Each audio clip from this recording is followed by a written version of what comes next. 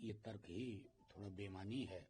हमारे लिए 6 दिसंबर सबसे महत्वपूर्ण दिवस इसलिए भी है कि महापरिनिर्वाण दिवस है। जिन किसी ने 6 तारीख को उस घटना को अंजाम दिया, अयोध्या वाली घटना को, उनके मन में कहीं न कहीं रहा होगा कि परिनिर्वाण दिवस पर एक तरह से उसको साइलेंस करने की कोशिश की जाए। देश का सौहार्द एक दिन के पुलिस डिप्लॉयमेंट और इससे नहीं बढ़ता है। सौहार्द बढ़ने के लिए सौहार्द वाली जुबान बोलनी होगी। आप आकलन करके देख लीजिए कि इस देश के बड़े बड़े ओहदेदार किस प्रकार की भाषा बोल रहे हैं। चुनाव हो या चुनाव ना हो, उनकी मंशा देश में सौहार्द कायम करने की नहीं है। नफरत की खेती हो और वोट की फसल हो, ये जब ध्येय हो जाता है तो बड़ा मुश्किल है। 6 दिसंबर को जिस गांधी ने कहा कि जिस अंबेडकर ने संविधान दिया, उस संविधान को बुलडोज करने की, उस डेमोक्रेसी को खत्म करने की कोशिश की जा रही है। कई मल्टीपल लेवल और लेयर पे ये चीजें हो रही हैं। मैं आपके माध्यम से कहूं भी, हाल में मैंने सदन में एक 0 आवर में एक प्रस्ताव किया था कि हमारे पूरे देश के विद्यालयों में मॉर्निंग असेंबली में प्रियम्बल और summarised version of annihilation of caste का पाठ हो। बच्चों को समझ में आए कि बंधुत्व क्या है, न्याय क्या है, समता क्यों आवश्यक है। और मैं समझता हूं उस दृष्टिकोण से अगर हम मौजूदा सरकार की कार्यशैली देखें तो आक्षेप नहीं कर रहा हूं, आरोप नहीं लगा रहा हूं, लेकिन मनसा वाचा कर्मणा प्रीतिकर नहीं दिखता है। जो नेता कसमें खाकर शपथ लेते हैं, वही हुमायूं कबीर अब बंगाल में 6 दिसंबर को चरितार्थ कर रहे हैं। ममता बनर्जी कह रही है देशद्रोही है, मीर जाफर है, जो कल तक उनकी पार्टी में थे। देखिए, मैं तो वो तो बीजेपी में भी थे भाई। ऐसे लोग, इनकी सेल वैल्यू बहुत जबरदस्त होती है। तो चुनाव लड़ चुके हैं बीजेपी के टिकट पर लोकसभा का, और संभवतः अगर मेरी स्मरण शक्ति धोखा नहीं कर रही है तो 2019 का। तो हमाम में कौन कहां है ये भी बिल्कुल स्पष्ट। हमारे सवालों की फेरी है जहां दीपक विवाद जो है गहराते जा रहा है। कोर्ट से आदेश के बाद हिंदू संगठन कह रहे हैं कि दीपक नहीं जलाने दिया जा रहा है।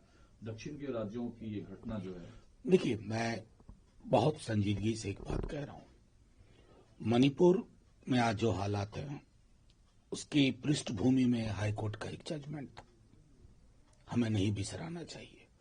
हर संस्था से एक उम्मीद है कि डेलिकेट मसलों पे थोड़ा ऐसी पहलकदमी हो जिससे सौहार्द कहीं से चोटिल ना हो। कई सांसद ट्वीट हैदराबाद जाना था, किन्हीं को कहीं जाना था।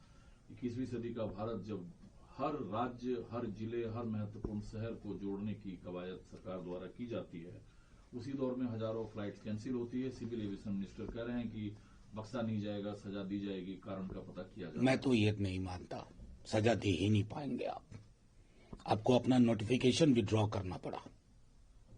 पूंजी जीत गई, उनकी पहुंच कहां तक है मैं उस नोटिफिकेशन के विड्रॉल में देख रहा हूं। और संभवतः मेरी स्मरण शक्ति में यह पहला मौका है कि एक निजी विमान कंपनी ने सरकार को घुटना पे लाके रख दिया, और इससे हमें खुशी नहीं है, हमें कष्ट है इस बात का कि कौन सा निजाम बना दिया हमने। पूंजी चाहे झुका दे, कहां तक झुकाओगे भाई, कोई तो इंतहा होनी चाहिए। और मैं देख रहा हूं कई लोग डीजीसीए को ब्लेम कर रहे हैं। अरे क्यों साहब, साफ साफ बोलो सरकार किसकी है, सरकार ये निर्णय क्यों नहीं ले पाई। वो पैसेंजर की सुरक्षा के दृष्टिकोण से नोटिफिकेशन था, you have to withdraw it. What kind of message are you giving.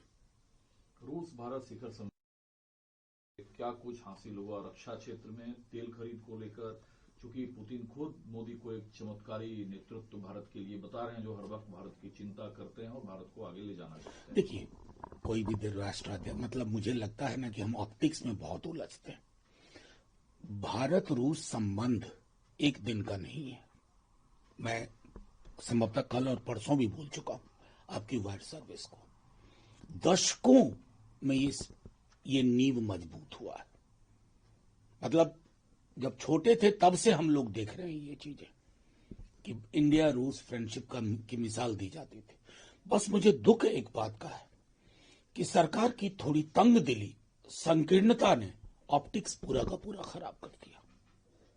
मतलब जिस हिसाब से आपने बैंक्वेट में इनविटेशन दिए, पुतिन अखबार नहीं पढ़ते हैं क्या? उनके लोग अखबार नहीं पढ़ते हैं? मीडिया नहीं देख रहे होंगे?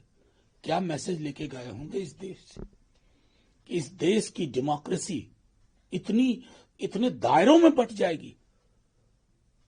पुतिन को भी एहसास नहीं। ऑप्टिक्स में चीजें उलझेगी। शशि थरूर खुद सफाई दे रहे हैं कि किसी कांग्रेस आईना दिखा रही है कि वो उन्हें नहीं जाना चाहिए था। देखिए, मैं शशि थरूर जी और कांग्रेस के इस विवाद में नहीं पड़ना चाहता। जहां मेरी वैचारिक भिन्नता होती है, परसों उन्होंने एक अखबार में पार्लियामेंट के डिसरप्शन एडजर्नमेंट पे लिखा था, तो मैंने उसी स्वरूप में उनसे असहमति के साथ उसी अखबार में लिखा। लेकिन ये उनका आंतरिक मामला है, मेरे लिए महत्वपूर्ण है। एलओपी आज राहुल गांधी की जगह पर अगर मोदी जी या राजनाथ सिंह जी होते, अमित शाह जी होते, और अगर ऐसा उन्होंने तब की सरकार ने किया होता, तो मेरी प्रतिक्रिया भिन्न नहीं होती। आप नोट कर लीजिए इस बात को। इस देश को एक मैसेज दुनिया को देना है कि हमारी डेमोक्रेसी चुनाव तक हम लड़ते हैं, चुनाव के पश्चात साझा सोच है, साझा विचारधारा है।